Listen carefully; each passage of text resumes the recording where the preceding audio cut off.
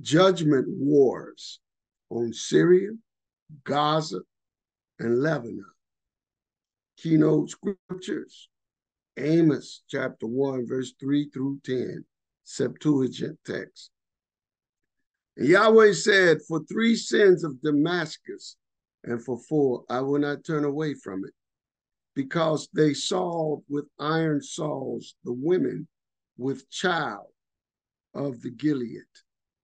And I will send a fire on the house of Hazael, and it shall devour the foundations of Ben-Hadad.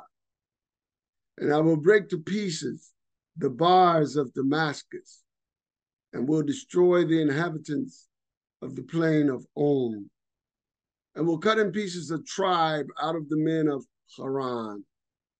And the famous people of Syria shall be led captive, saith Yahweh.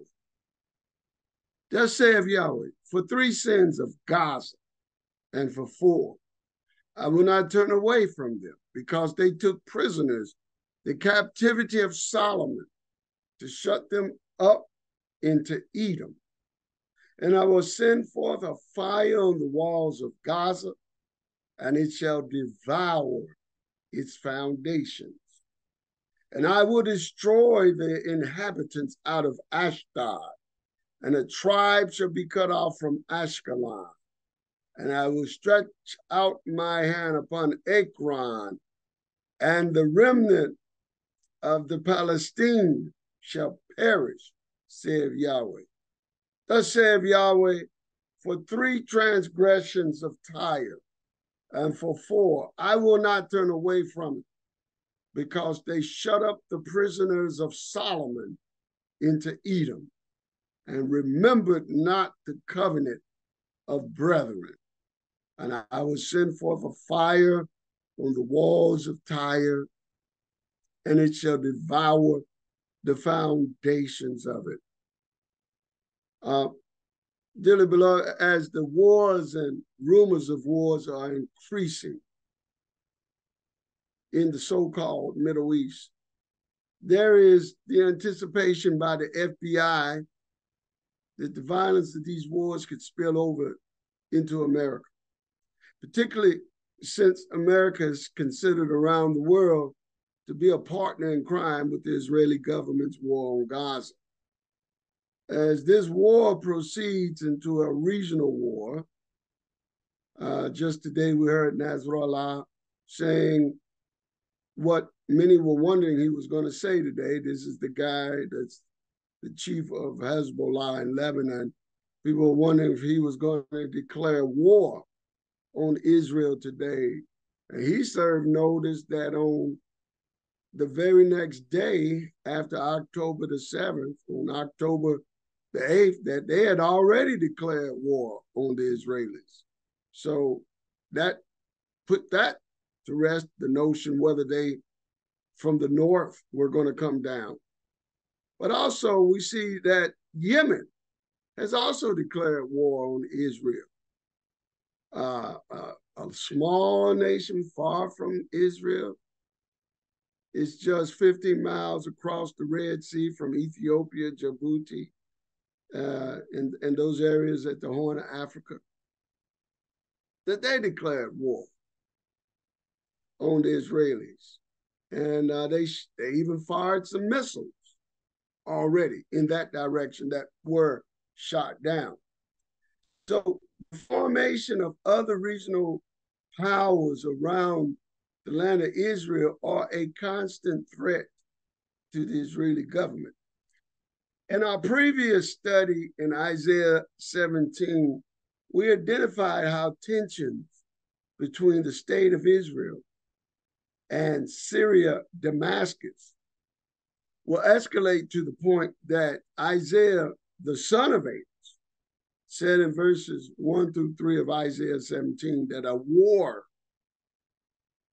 between the state of Israel and Damascus, Syria, will result in the total destruction of Damascus, and will also result in the fall of the government of the Israelis. We, my brothers and sisters, we are seeing a lie being brought down. It may not happen all at once, but gradually we see that the state of Israel on its last legs to be able to continue the lie that they are fulfilling biblical prophecy, when in reality, Yah didn't plant them there, man planted them there for man-made agendas. And Yah is about to show his hand to make known the difference between what he plants and what man plants. Because Yeshua, our master, said in chapter 15 of Matthew, he said, every plant that my Father did not plant shall be uprooted. And we know that that anti-Messiah, that Messiah-hating government of the state of Israel is on its last legs. And the prophet Isaiah in chapter 17 of Isaiah, he called the government of the Israelis the fortress of Ephraim in the KJV. But in the ancient Targum text, the state of Israel is called the government of Ephraim, due to the fact that historically Damascus has never been totally demolished from being a city, but it is the oldest continuous city in the world. The Isaiah chapter 17, verses 1 through 3 passage is therefore a prophecy of the future destruction of the city of Damascus, Syria, which is also part of the alliance with Hezbollah in Lebanon and Iran and Yemen. And they've served notice that they're in this for the duration, this war. That's obvious. Also, we just got report today that 2 weeks ago, they said Iran had the capacity to establish a nuclear weapon. Well, 2 weeks is up, so more than likely they already got a nuclear weapon now. So if the Israelis are planning to scare people off that because they have nuclear weapons, well, it doesn't take much for the kind of missiles Iran has to put a nuclear warhead on it. So this is a time of wars and rumors of wars that will ultimately see the total destruction of Damascus, Syria. But also in Isaiah 17, verses 1 through 3, it also talks about the prophecy of the fall of the state of Israel, which I'm reading from the Targum. Verse 1, the burden of the cup of cursing to give Damascus to drink. Behold, Damascus is removed, so as to be no more a kingdom, and it shall be as a city laid waste. Their cities are deserted, they are laid waste. They shall be for dwelling places for flocks of sheep. They shall lie down, and none shall make them to move away. The government shall cease from Ephraim, and the kingdom from Damascus, and the remnant of the solitary ones from Syria, and their glory shall be as the glory of the children of Israel, saith Yahweh of hosts. In verse 3, the state of Israel is called the fortress or government of Ephraim, because really the state of Israel is an amalgamation of primarily a nucleus population of 3 to 5% of people who are actually Israelite bloodlines. That's what we have to be aware of. I know some brothers just want to just casually throw away that the whole country is Edom, but believe it or not, there is some Israel stuck in the midst of them. Like we know some of us are in Dimona. We know some of us are up in Carmel, and some of us were killed on October the 7th, down there near the Gaza Strip. Not only that, among all 8 groups of Jews the geneticists have shown that among all 8 groups of them, there's about 3 to 5% of them that actually do have ancient Israelite bloodline, E1B1A, which is the dominant Israelite bloodline of the so-called African Americans.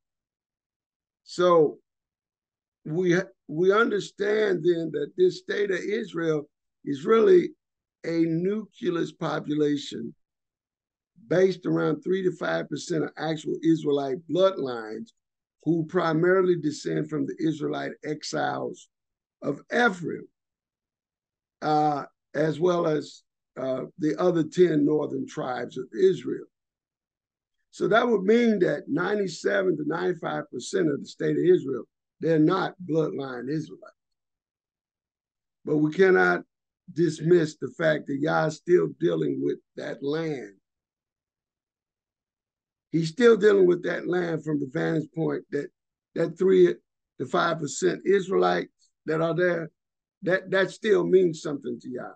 In a country like the state of Israel that numbers about 10 million people, then 10% of that 10 million would be, well, actually 5%, 3 or 5% would be roughly about 600,000 people that are actually Israelites that are in that land now. So this is why when reading these prophecies, it's complicated, because if you say that nobody there are Israelites, well, it's like the wheat and the tares. You may think somebody's not an Israelite, and they may be. They may not even look like you or me. And then some who look like you and me, like from Ethiopia, a lot of them are not even bloodline Israelites. Some of them are, and so they may look like you, but they're not part of you either. It's like Yahshua said, let the wheat and the tare grow together. And he will do the separating at the end of the age. So Israel scattered all over the world, and Satan has planted his seed in the midst of us. There you go with the amalgamation of the state of Israel, even though 3 to 5% of them are actual bloodline Israelites. But not everybody's doing a DNA test. So sometimes you don't know. But Yah knows. And we know that Ephraim and the 10 northern tribes, according to 2 Kings 17, were exiled by the Assyrians in 720 BC from Central Asia and the Caucasus Mountain regions of Eastern Europe. And we can read about this exile in 2 Kings chapter 17, verse 6, which states, in the 9th year of Hoshea, the king of Assyria took Samaria. Samaria was the capital city of the 10 northern tribes of Ephraim. Hoshea the king, in the 9th year of Hoshea, the king of Assyria took Samaria and carried Israel away into Assyria, placed them in Hala and in Habar by the river Gozan and in the cities of the Medes.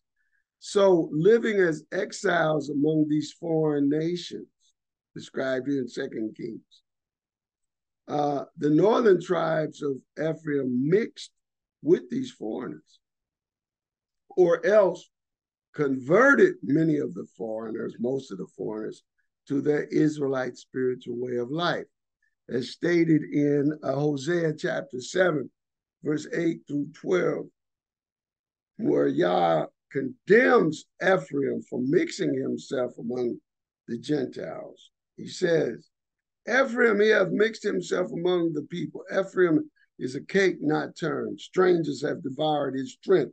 He knoweth it not. Yea, gray hairs are here, and they are put in him, yet he knoweth not. And the pride of Israel testifieth to his face, and they do not return to Yah their Elohim, nor seek him for all this. Ephraim also is like a silly dove without heart. They call to Egypt, they go to Assyria. When they shall go, I will spread my net upon them. I will bring them down as the fowls of the heaven. I will chastise them as their congregation has heard. So in relation to the fall of the government fortress of Ephraim in the latter days, actually the border areas between Lebanon and Israel at the north, there's a lot of fighting going on there, missiles firing. I just saw on the news one city was hit that I used to drive through near Carmel. I used to drive to that city. It got hit. And I saw it. So we're not getting all the news report on what's happened. We're not getting all the reports of how bad things are in the state of Israel. You have to call and talk with people or get people to send you text. Because I'm going to tell you now, the mainstream media who's controlled by the God of this world, Hashatan, the liar, he's holding those cards close to his chest because he's a liar and the inventor of lies. He doesn't have any truth. And we really can only trust in the pen and the witness of Yah, or by word of mouth that we know over there. Tell us things are not what we think they are happening there. That war is going full blast in a way in which we're not getting all the truth of really how bad the Israeli army is getting their butts whooped, actually. Even though they're destroying many people, they're also being destroyed. Anyway, in relation to the fall of the government of Ephraim in these latter days, it's obvious that at the future fall of Damascus, Syria, in a coming stage of this current war, that the state of Israel, which is called in Isaiah 17:3, the fortress of Ephraim, which is comprised of 3 to 5% actual Israelites, primarily of Ephraim and the northern tribes, whereas 97 to 95% of the Eurasian converts will likewise fall. In our primary text of study in the prophet Amos, who was the father of Isaiah the prophet, in this primary study tonight in Amos chapter 1, the prophet Amos, who was the father of Isaiah the prophet, announces coming judgments on the nations surrounding the land of Israel. Now, some aspects of these judgments that we'll read here in chapter 1 of Amos, some of these judgments took place historically during the time of the prophet Amos around 750 BC. But also some aspects of Amos' prophecy are related to future events in this prophecy that are to happen in these latter days. In Amos chapter 7, verses 12 through 15, the prophet was acknowledged by his persecutors that he was from the land of Judah, but was called by Yah to preach to the northern kingdom of Israel, aka Ephraim, as stated in verses 12 through 15 of chapter 7 of Amos. Also Amaziah said unto Amos, O thou seer, go flee thee away into the land of Judah, and there eat bread and prophesy there.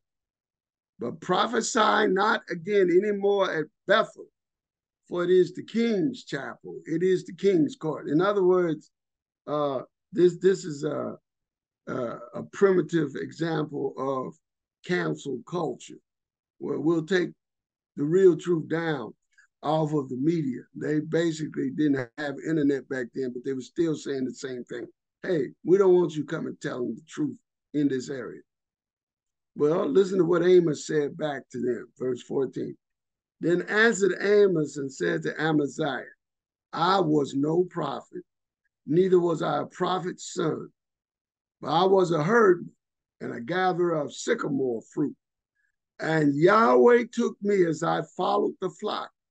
And Yahweh said unto me, go prophesy unto my people Israel. You see, I got the email earlier tonight, the brother from Truth Unedited said, you better watch it. This is probably going to be taken down from YouTube about my take on the war currently going on with Gaza.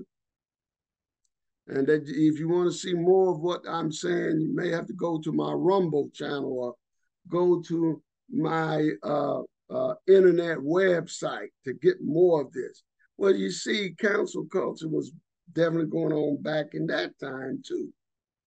And yet Amos was saying, I'm here because Yah told me to prophesy to the people of Israel. So the people of Israel in Amos' time looked at him like he was some kind of enemy combatant to be telling them the truth.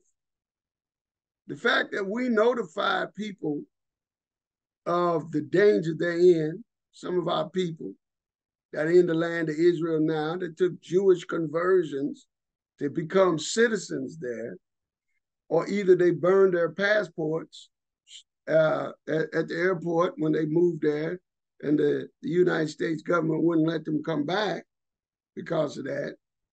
I mean, just because they're there, that doesn't mean that truth is not supposed to reach them there. And sure enough, the prophet Amos had to speak truth to power. He had to speak truth to lies.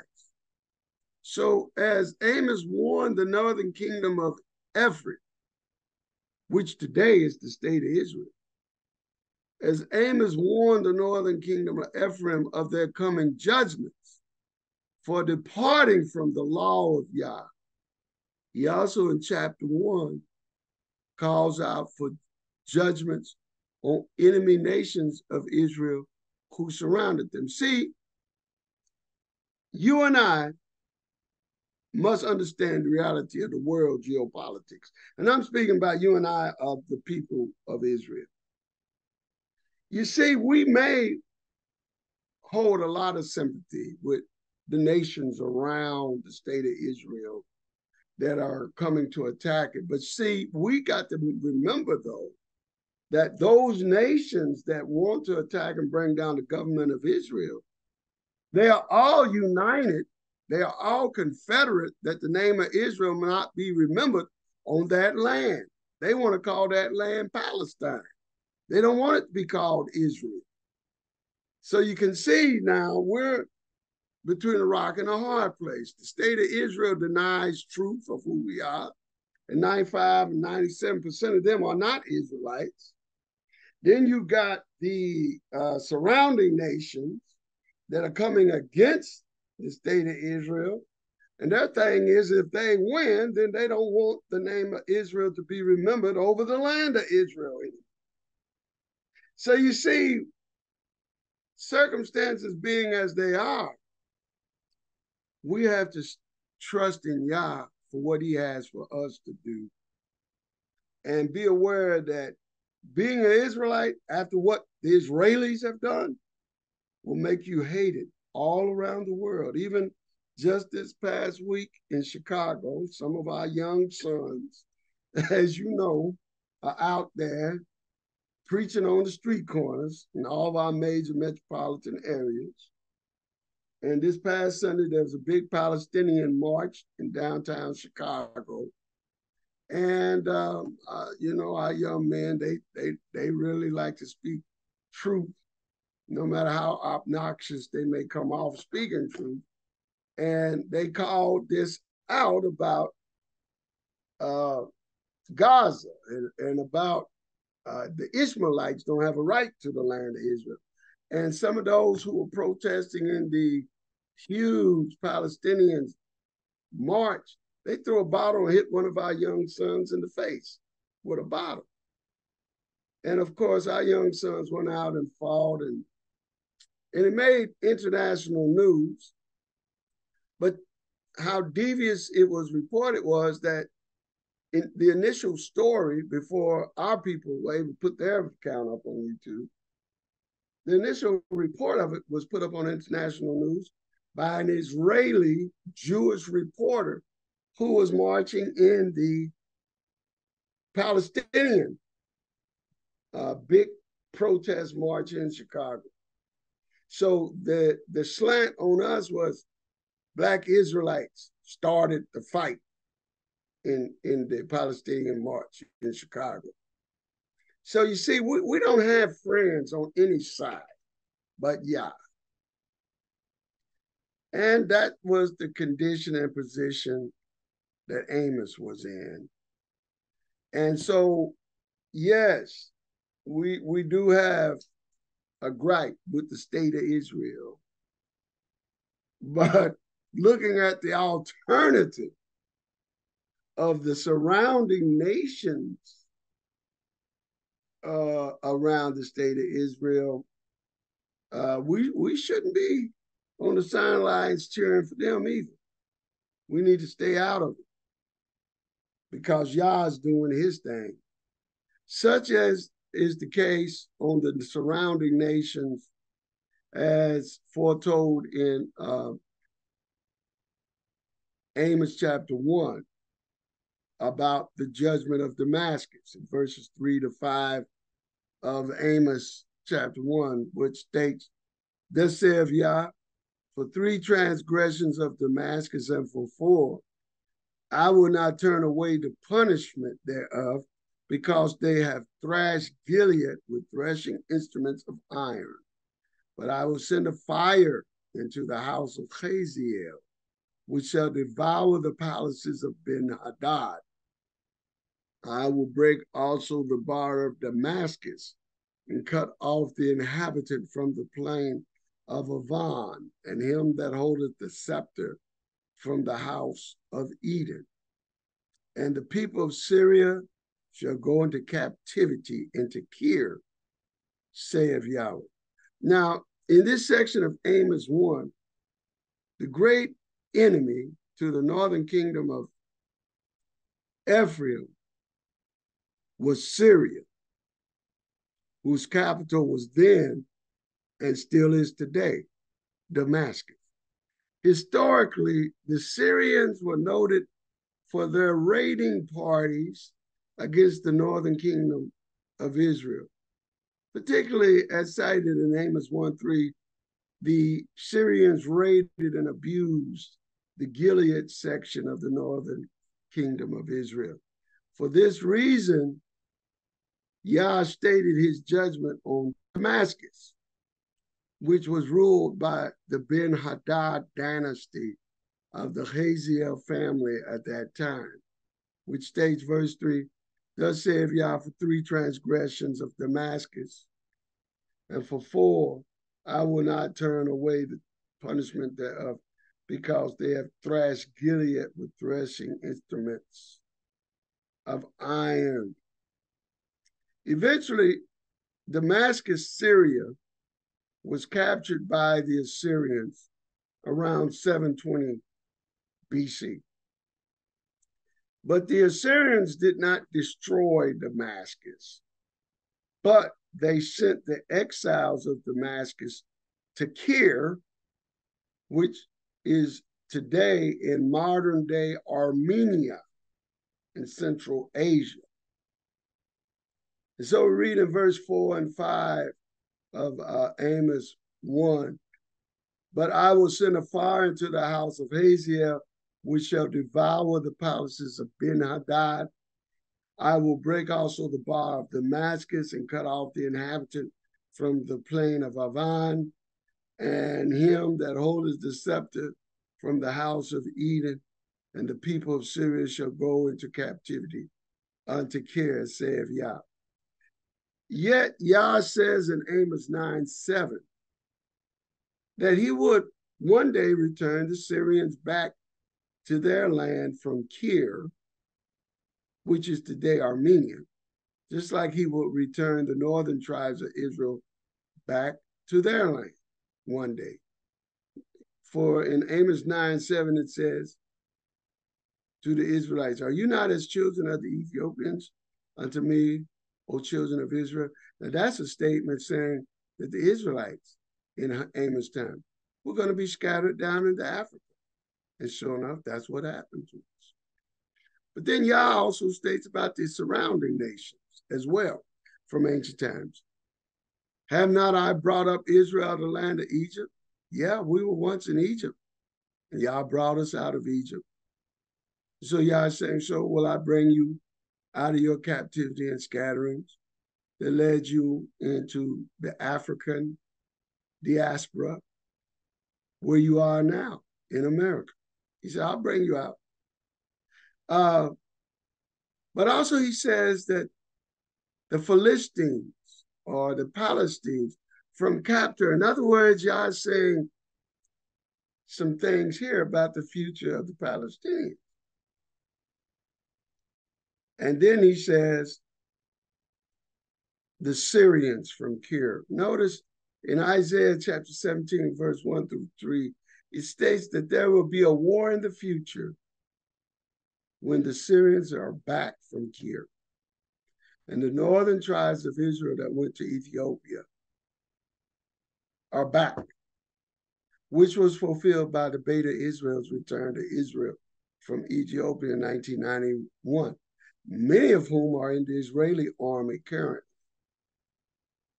So the prophecy of Amos and his son Isaiah regarding the destruction of Damascus and the fall of the state of Israel is an ongoing process happening now as we speak because of the Gaza war, which brings us to the Gaza war prophecy in Amos. Reading from verse 6, 7, and 8 of chapter 1. Thus saith Yahweh, for 3 sins of Gaza and for 4, I will not turn away from them because they took prisoners the captivity of Solomon to shut them up into Edom. And I will send forth a fire on the walls of Gaza, and it shall devour its foundation. And I will destroy the inhabitants out of Ashdod, and a tribe shall be cut off from Ashkelon. And I will stretch out my hand upon Ekron, and the remnant of the Palestinians shall perish, saith Yahweh.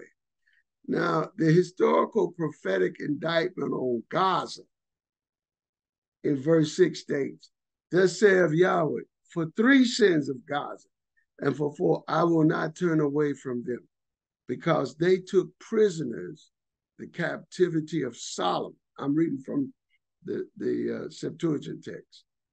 They took prisoners the captivity of Solomon to shut them up into Edom.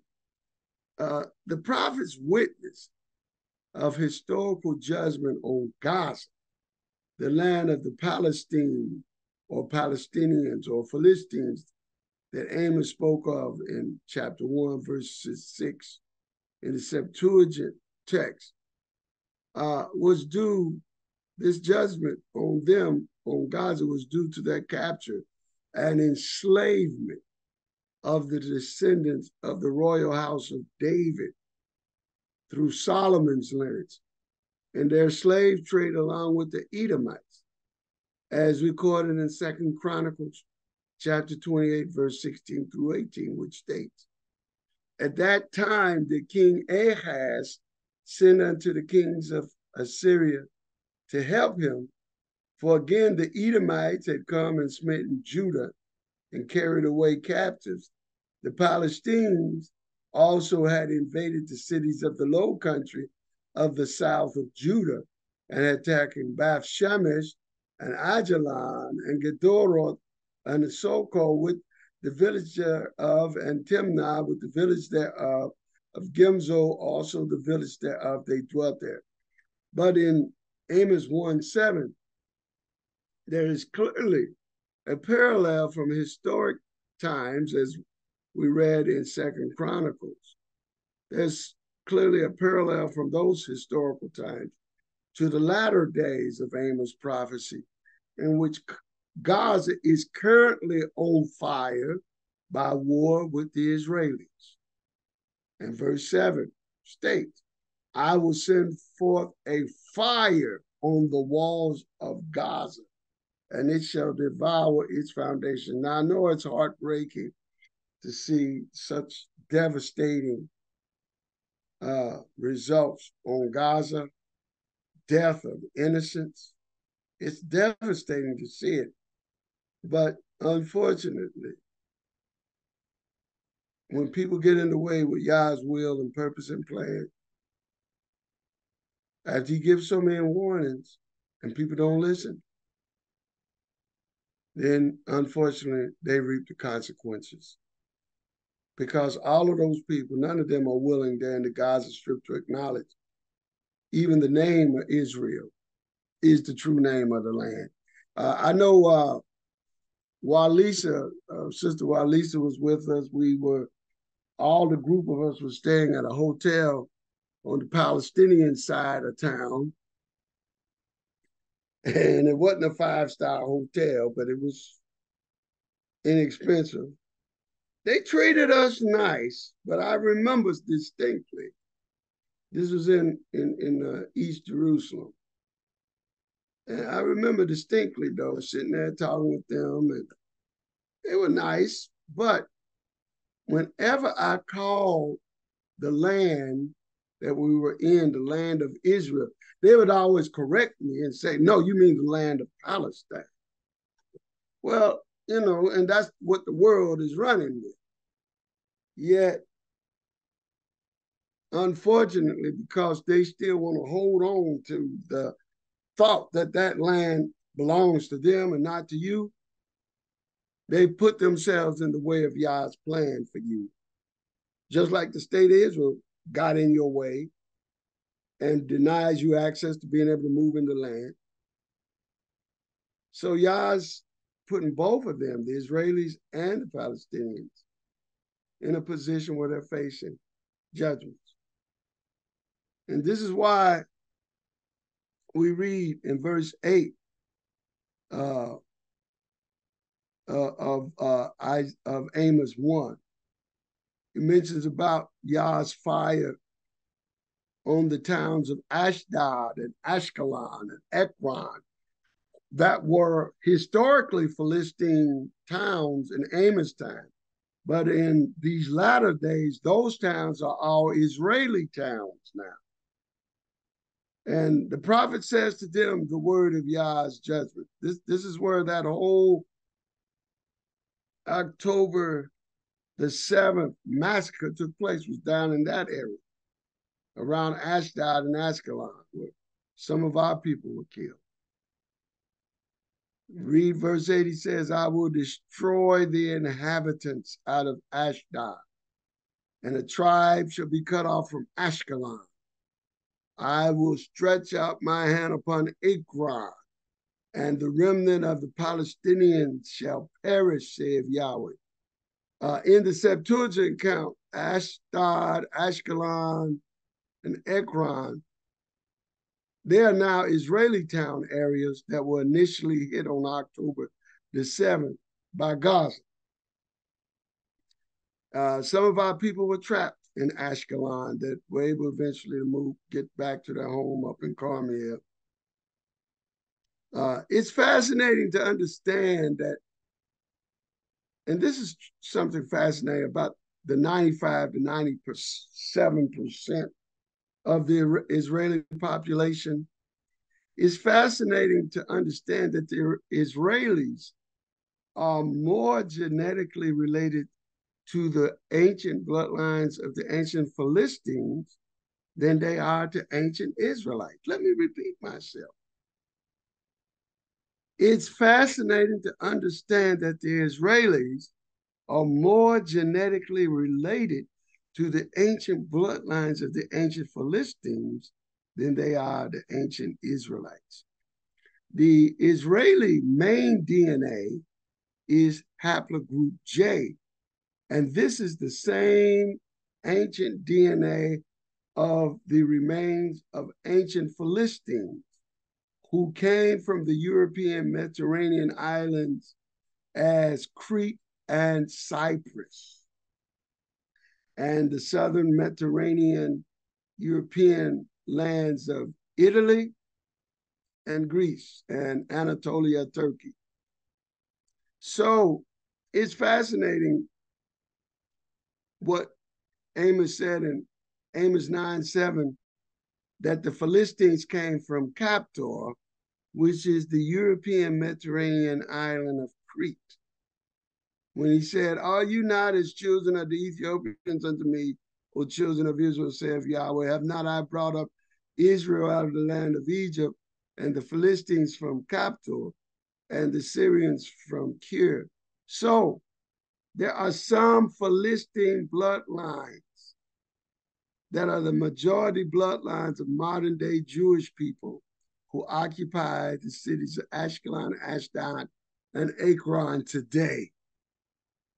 So the prophet's message at this point takes on a latter day meaning as we see the events unfold of the Gaza war. According to Zephaniah chapter 2, verse 4 through 7, the southern seacoast war that is taking place in the Israeli and Gaza war. This is a judgment from Yah to clear all of those people out of the way so that you, the captivity of Judah, may move into those areas. For it says in Zephaniah 2, verse 7 through 7, verse 4 through 7, for Gaza shall be forsaken, and Ashkelon a desolation. They shall drive out Ashdod at the noonday, and Ekron shall be rooted up. Woe to the inhabitants of the seacoast, the nation of the Cariathites. The Cariathites were from Crete. These are those J haplogroup people that are related to the Israelis today and the Palestinians today. They're all interrelated by the haplogroup J. Woe to the inhabitants of the seacoast, the nation of the Cariathites. The word of Yahweh is against you, O Canaan, the land of the Philistines. I will even destroy thee, that there be no inhabitant.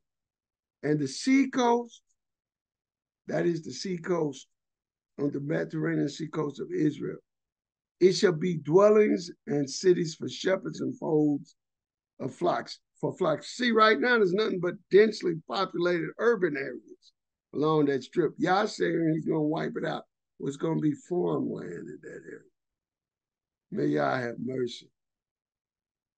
Verse 7, and the coast, that coast where they're bombing each other right now, Israelis trying to bomb the Gaza Strip into oblivion, and Hezbollah and the Houthi rebels in Yemen are trying to bomb the state of Israel into oblivion. It's going to happen along that coast. All that urban area, they call an open prison on the coast of Gaza. They call it an open prison because so many millions of people live in that small stretch of land. And it's heavily urbanized. Very little farmland there. Yeah, saying when he's done, all that's going to be farmland. I can only hope and pray that the people there will find a way out to escape. I really do pray for them. And Yah doesn't like destroying people, but Yah's tired of man keeping lives. He's getting tired of it. And Yah, he's slow to anger, but once he unleashes, it's sad. I remember one prophet called Jeremiah, the weeping prophet, who complained to Yah about the enemies of the Israelites. Yet when he saw what Yah did to them, he cried for those nations. Well, same is the case here. It's sad to see it. We wish somehow there could be a delay or a pause or something, but things are moving pretty fast. And so that all that stretch of that land, those of us who've been to Israel, who've been to Ashdod, Ashkelon, and been up close to Gaza, it's incredible to think that one day all of that urban sprawl is just going to be wiped out. And it's just going to be farmland for you. Now, I like the point that we're going to be able to occupy that, but unfortunately, Yah said, I got to do what I got to do to make it available for you. It's not ready for you right now. The land is not ready for us right now. So Yah's making it ready. So just keep that in mind. As discouraging as it looks. We pray again for the innocents, those who are just there. They had nothing to do with violence, both on the Palestinian or the Israeli side, that they're just there and haven't participated in any evil. We can't help but feel sorry for them. But the will of Yah, they need to know the will of Yah to get out of there. Finally, in our lesson today, the prophet Amos speaks about Tyre in Amos chapter 1. The prophet Amos speaks against Tyre for conspiring with Edom for involvement in the slave trade of the royal family of the house of Solomon, as we read in Second Chronicles that was taking place in Amos time. But it does have latter-day meanings as well, prophetically. Verse 9 says of chapter 1 of Amos, thus saith Yahweh, for 3 transgressions of Tyre, and for 4, I will not turn away from it, because they shut up the prisoners of Solomon into Edom, and remembered not the covenant of brethren. And I will send forth a fire on the walls of Tyre, and it shall devour the foundations of it. I'm reading from the Targum text. Clearly, Tyre is a town in modern-day Lebanon today. And this is the home area of Hezbollah, the avowed enemy of the state of Israel. And they are currently fighting the Israelis right now as we speak. And Nasrallah, their chief, spoke a long speech today about their war with the Israelis. But the prophet Joel, as well as Amos, both call out Tyre or Lebanon for judgment for being involved with the slave trade of Hebrews. See, a lot of people don't understand the impact of the Eastern Trans-Sahara slave trade, that Lebanese merchants, during the time of the transatlantic slave trade, Lebanese merchants were big into the Trans-Sahara slave trade. A lot of people don't know that. All right. And this is why one of the former presidents of Ghana, their president named Rawlings, he was half Lebanese and half Ghanaian, because the influence of the Lebanese since the days of slavery is still there, the business connection. So Tyre in Amos 1 is clearly modern day Lebanon.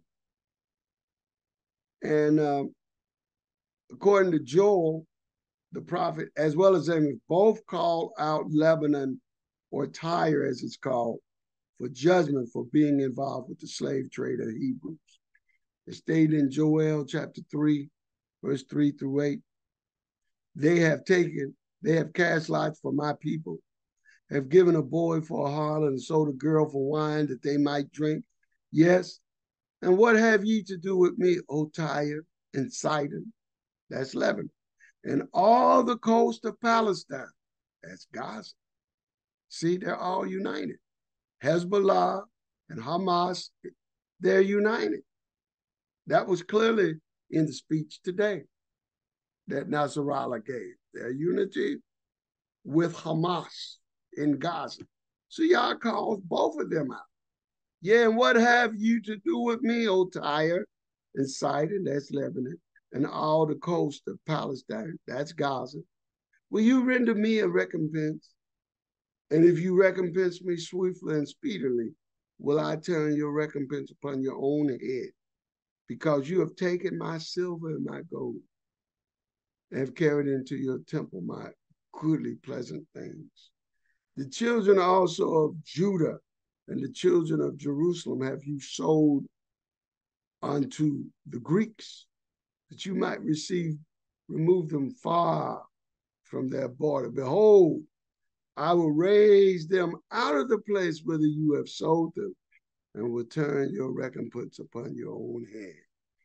And I will sell your sons and your daughters into the hand of the children of Judah, and they shall sell them to the Sabaeans, to a people far off, for Yah hath spoken it. Now, the modern day Sabaeans are Yemen.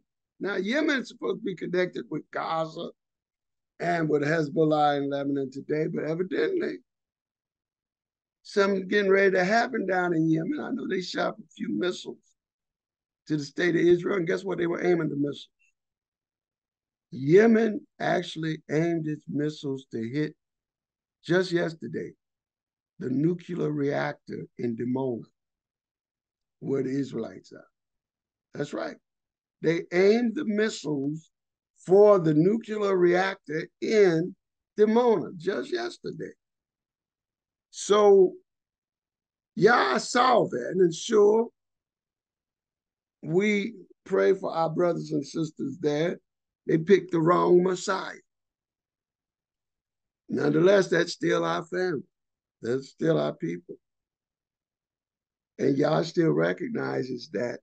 And somehow what Yah's about to do is, because Yemen did that, trying to take up for Gaza in alignment as a Iranian proxy with Hezbollah, Yah's getting ready to cause those countries that seem to be united now to end up fighting each other. And guess what's going to happen? When Yah takes down Gaza, when he takes down Hezbollah or Lebanon, they're going to be sold as slaves. See, they were involved in the slave trade.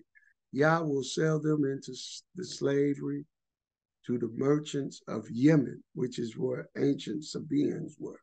All of these things are coming to light right now. Keep your eyes and ears focused and concentrated on the news. And so it's in Amos chapter 1, verse 9 through 10, it states, thus saith Yahweh, for 3 transgressions of time, for 4, I will not turn away from it, because they shut up the prisoners of Solomon unto the Edomites, and remember not the covenant of brethren. And I will send a fire on the walls of Tyre, and it shall devour the foundations of it. Notice it mentions the covenant of brothers between Tyre and Israel that had been established by Solomon and Hiram, king of Tyre, as recorded in 1 Kings chapter 5, verse 12. And Tyre broke that covenant because Tyre, according to Amos 1:9, was involved with the slave trade of Solomon's descendants. So, as we review the prophecy of Tyre, regarding its reference today as Lebanon, it's interesting to know what Yeshua has to say about Tyre in the day of judgment. In Matthew chapter 11, verse 21 through 22. Then began he to upbraid the cities wherein most of his mighty works were done, because they repented not. Woe unto thee, Chorazin! Woe unto thee, Bethsaida! For if the mighty works which were done in you had been done in Tyre and Sidon, they would have repented long ago in sackcloth and ashes. But I say unto you, it shall be more tolerable for Tyre and Sidon at the day of judgment than for you. Basically, as Israelites, if we have not accepted Yeshua as our master and savior, Yeshua said that the people of Tyre and Lebanon will end up being better off in the day of judgment than Israelites who have rejected Yahshua, as our brethren down in Dimona have done. They have rejected Yahshua. And yet the people of Tyre and Sidon and Lebanon and Gaza have been trying to shoot missiles at the reactor near Dimona. Inevitably, I'm convinced, not because I got any scriptural support for it, they're eventually going to hit that reactor. Now, the thing is, there's a lot of Israelites down there. Yahshua said, if they don't get it right with me, even though it's going to be bad for the Gaza people, the Tyre people, or the Lebanese people, the Israeli people, and all those other peoples around it, it's going to be worse for Israelites that never accepted me. That's what Yahshua was telling to the people of his time. And that's what he's saying for our time. Scriptures tell us, as in the book of Amos or in the book of Zephaniah, gather yourselves together, O nation not desired. Humble yourselves. Seek Yah, that you may be hid in the day of Yahweh's anger, which is fast approaching. Hallelujah.